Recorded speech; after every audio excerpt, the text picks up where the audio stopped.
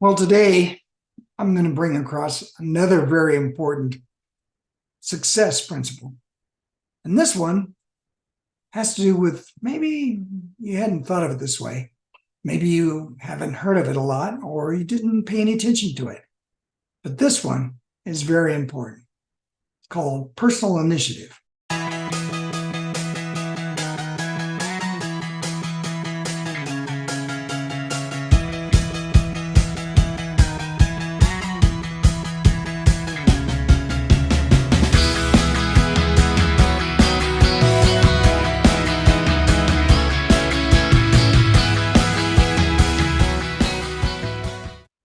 So I'm going to share a screen with you that'll tell you exactly what I'm talking about.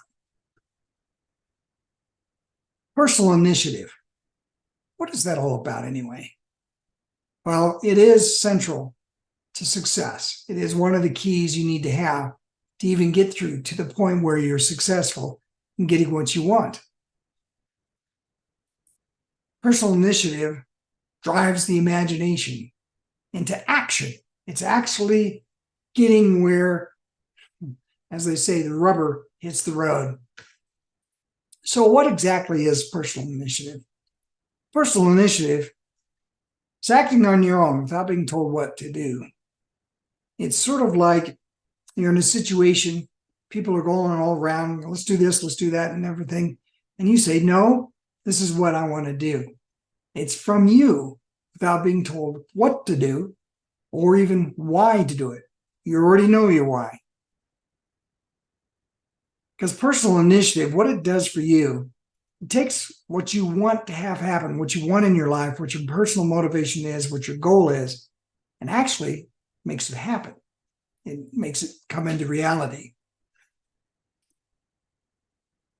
Someone once said there's two kinds of people who don't amount to much. This person, those who cannot do as they're told, and this person, those who can do nothing else. So are you that kind of people? You'll certainly be that kind of people that don't amount to much if this is all you are. Either you can't do what you're told, so you're not successful in doing your job, or you can't do anything on your own. You can't think of anything on your own. So let me give you examples of successful people who had personal initiative. Let's take a look at Sylvester Stallone. You know, initially he was just a bit actor and doing a few movies here or there.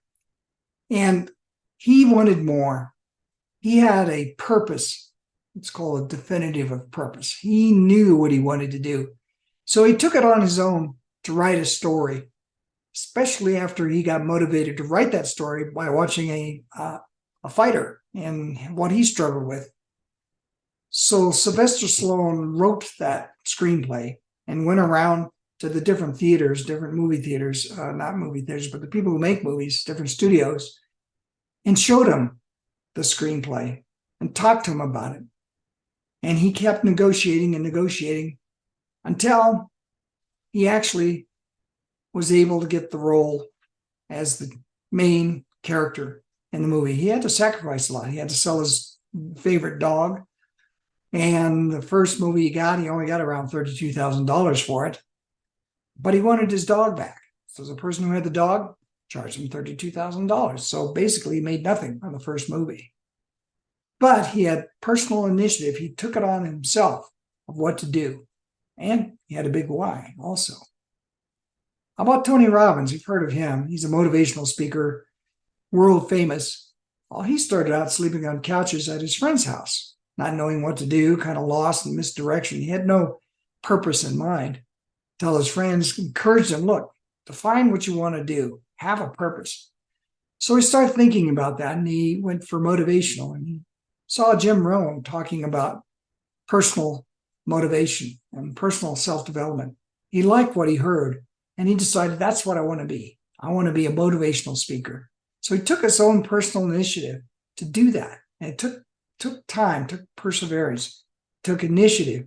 And so Tony Robbins is a success because of that. Another guy you may not have heard of, Nick Vujicic. He was born without any arms or legs, And he could have just as easily said, oh, this is it. It's not worth living. I'm going to do something so I don't have to suffer through this.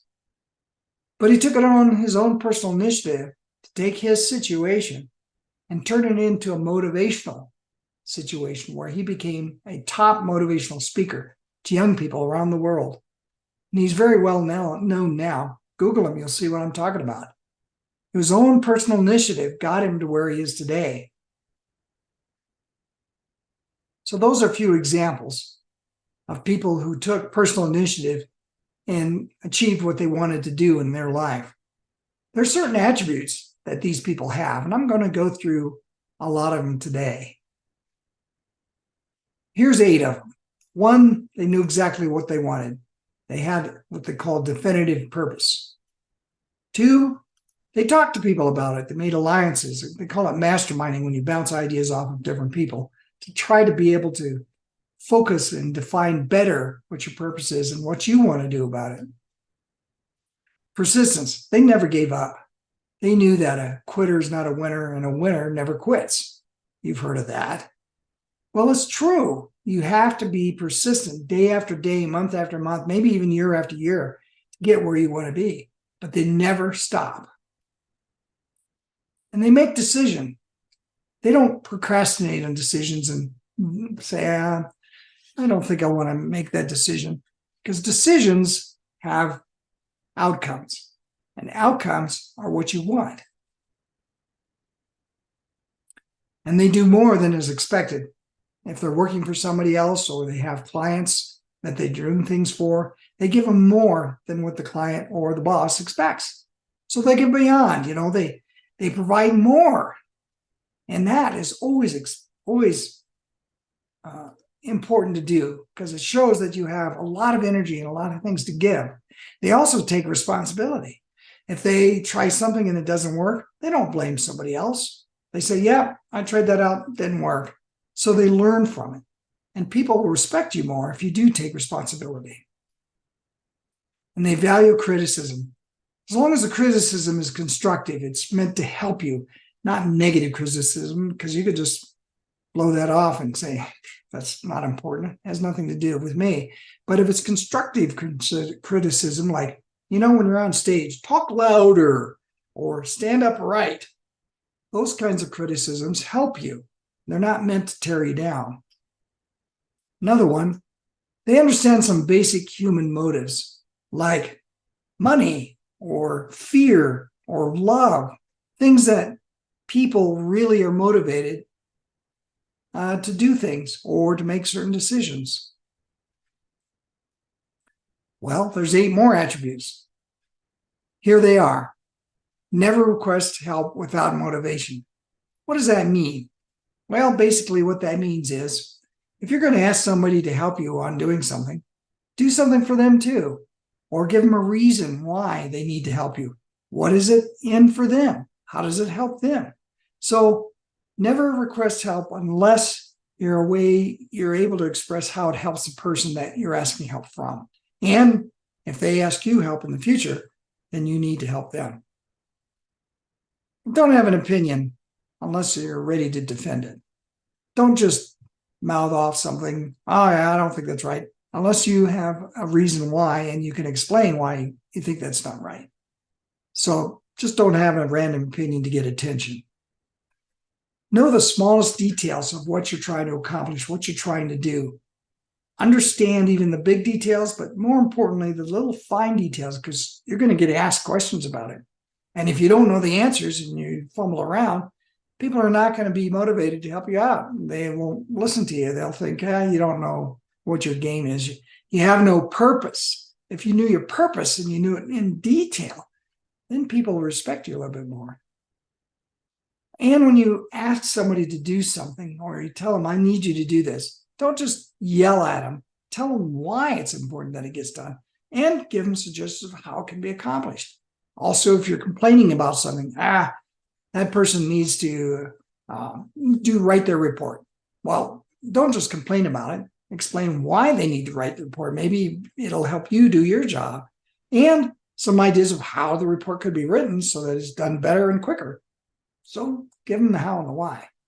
Focus. One thing at a time. Multitasking, I've heard a lot of people say they can do it, and some people even practice it. The problem with multitasking is you only pay shallow attention on each item because you get so many going, so many balls in the air. But if you do one at a time, you're able to give deep focus on it and really apply your skill set and your knowledge to solving that or getting it done. Positive attitude to others. What does that mean? Well, if you treat other people with an angry voice or a demanding voice, and you don't treat them with a positive attitude, the thing that happens is they tend to resist what you need help on or helping you achieve your goal. They back off, they stay away from you. But a positive attitude with others, what does that mean? That means you're happy to see them. That means you're interested in what they're doing. That means that you have a smile on your face and a good handshake out there, and you're ready to work with them. Direct answers to questions. Okay, this is an important one. A lot of times people will ask you questions about what you're doing and what you're trying to accomplish. And if you're very vague on your answers or indirect, you don't really answer them, like politicians, they never really answer the question, right? If you listen, you'll find out. But if you give them direct answers, this, because of that, because of this reason, then they understand better and they're more likely to do what you ask them to do. And no procrastination. This is really important. It's part of being persistent. You don't put off tomorrow what you could do today. In fact, what you try to do is what you should have done already, so that there's no procrastination on your approach to getting what you want to do. So remember, personal initiative is a very, very key to success. It takes what you want to do, puts it into action so it actually can manifest itself. This is a very important thing to understand about personal initiative. It's very key on your road to success.